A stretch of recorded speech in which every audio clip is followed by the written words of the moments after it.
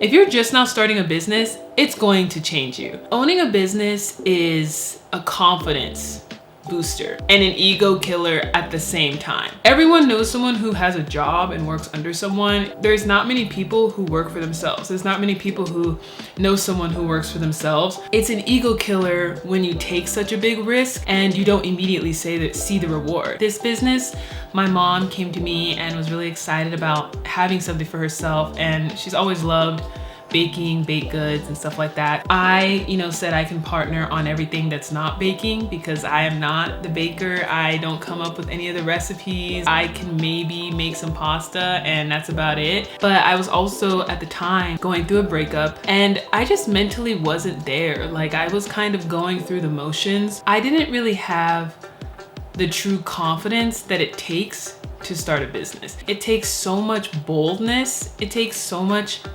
audacity to start a business and really dive into it. It's so incredibly frustrating, and you're gonna have to take a moment and really digest if it's something that you want to do. The first year of our business, I kind of saw it as my mom's business that I'm helping with. I was always a co-owner. I just never felt like I really was a CEO. And it's weird because when I was younger, I kind of grew up very independent and bossy. I hated group projects. I'm really type A, and I'm definitely the premier candidate to be a business owner. And I was working a job that, had long hours in an office. And when I come home, I just want to sleep. I just stopped caring about putting myself as a top priority. When if you're gonna have, a job and have a business on the side, it's you have to work your job, be good enough to not get fired, but then you also have to come back and pour everything you just poured and more into that job, into your personal business. I had to take a step back and really identify what are my weaknesses, because my mom, she has her end covered. She makes an amazing menu. She makes an amazing product. Every business can't say they have an ironclad product. So now it's kind of the pressure on me. You have to get people to buy the product, and that's something I committed to doing.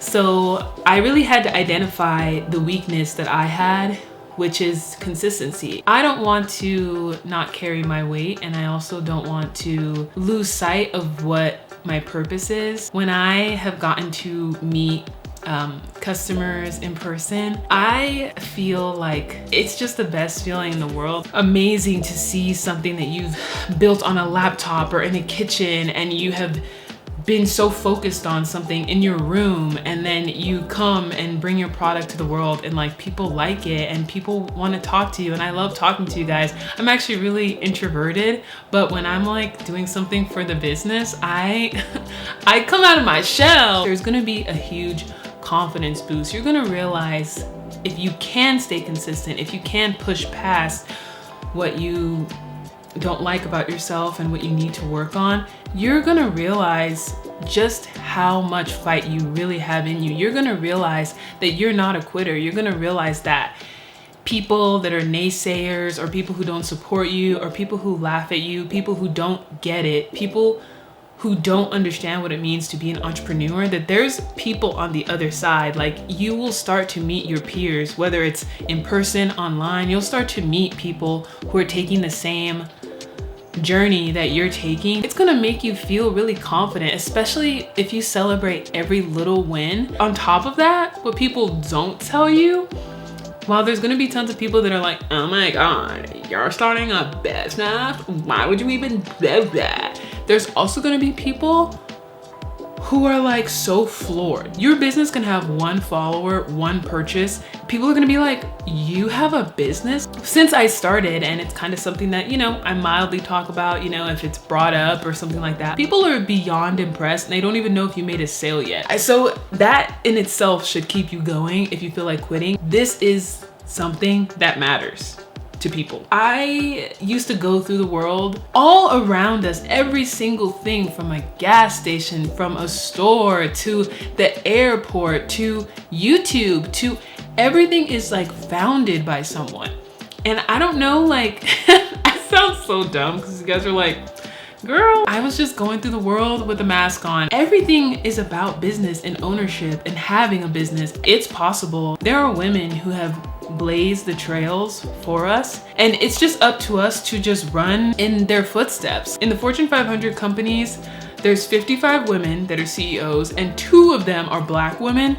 That's a stat that I recently saw, and it's so shocking. I mean, to think of 55 women out of 500 businesses and I guess, you know, 400 and something male CEOs is absolutely insane. The brain that I have now is not the same brain. Before, I was literally just like, oh, I'm helping my mom make flyers. I'm helping my mom make a poster. Now I see that there is a gap for women in business. It's the road is not paved until every single one of us female founders or women that, you know, aspire to own a business, like until we are able to not only blaze our own trail, but also help other people behind us. I want to be able to, I don't know, have some type of scholarship summit that I can do to get information to other women who want to start a business, to get resources to other women. It's just changed like how I really see things. That 55 CEOs out of 500 is absolutely something we cannot just accept. And the Yummy Hub is just getting started.